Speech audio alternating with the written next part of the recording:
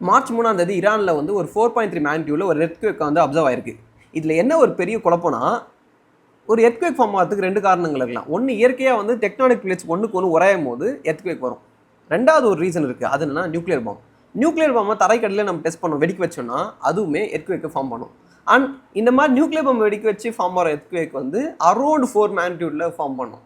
கரெக்டாக ஈரானில் ஒரு மேஜர் அட்டாக் அடித்த அடுத்த நாள் ஒரு 4.3 மேக்னிடியூட் எர்த்குவேக் அப்சர்வ் ஆனவுடனே எல்லாருக்கும் பெரிய டவுட்டு, இது உண்மையிலேயே ஒரு இயற்கையான எர்த்குவேக்கா இல்லை ஈரான் வந்து நியூக்ளியர் பாம்பை டெவலப் பண்ணி சக்ஸஸ்ஃபுல்லாக டெஸ்ட் பண்ணி முடிச்சிட்டாங்களா அப்படின்ற ஒரு பெரிய டவுட் வந்துருச்சு. ஓகேங்களா, இதுக்கு ஒரு சொல்யூஷன் இருக்குது சயின்ஸில். அது என்னன்னா, இந்த எர்த்குவேக் டிடெக்ட் பண்ணுற சீஸ்மிக் டிடெக்டர்ஸ்லாம் வந்து ஒரு கிராஃபை வரைஞ்சி தான் வந்து எர்த்குவேக் டிடெக்ட் பண்ணணும். இந்த கிராஃபை நீங்கள் அப்சர்வ் பண்ணி பார்த்தீங்கன்னா அதில் 2 டைப் ஆஃப் வேவ் இருக்கும். S wave and P wave அப்படின்னு ஒன்று இருக்கும். எஸ் வேவ்ன்றது ஷியர் வேவ், ஷியர்னா தேய்மானம். ஓகேங்களா, பி வேவ்ன்றது ப்ரெஷர் வேவ். ஓகேங்களா, கம்ப்ரெஷன் இல்லை எக்ஸ்பான்ஷன் சொல்லுவோம். ஸோ இயற்கையான பூகம்பம், அதாவது டெக்டானிக் பிளேட்ஸ் ரெண்டும் உராஞ்சி உருவாகிற பூகம்பத்தில் இந்த S wave and P wave ரெண்டுமே ஈக்குவலாக ஃபார்ம் ஆகும். ஏன்னா அது வந்து ரேண்டமாக இருக்கும். ஸோ தேய்மானமும் இருக்கும், கம்ப்ரெஷன் அண்ட் எக்ஸ்பான்ஷனும் இருக்கும். ஸோ அதனால் அந்த டைமில் வேவ் கிராஃப் எடுத்து பார்த்தீங்கன்னா எஸ் அண்ட் பி வேவ் ஈக்குவலாக இருக்கும்.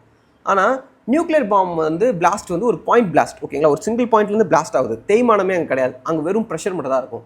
அண்ட் இப்போதைக்கு என்ன சொல்லியிருக்காங்கன்னா, S wave and P wave வந்து ஈக்குவலாக தான் ஃபார்ம் ஆயிருக்கு. ஸோ அதனால் இது மோஸ்ட்லி இயற்கையான ஒரு எர்த்குவேக் தான் அப்படின்னு சொல்லியிருக்காங்க.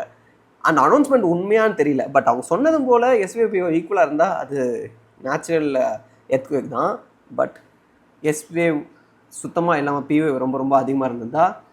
இந்த ஜியோ பாலிட்டிக்ஸ்குள்ளே இவ்வளோ இன்ட்ரெஸ்டிங்கான சயின்ஸும் இருக்குது. ஸோ இது போல் நம்ம இன்ட்ரெஸ்டிங்கான சயின்ஸ் தெரிஞ்சுக்க நம்ம ஏன சேனலை மறக்காமல் ஃபாலோ பண்ணுங்கள். தேங்க்யூ.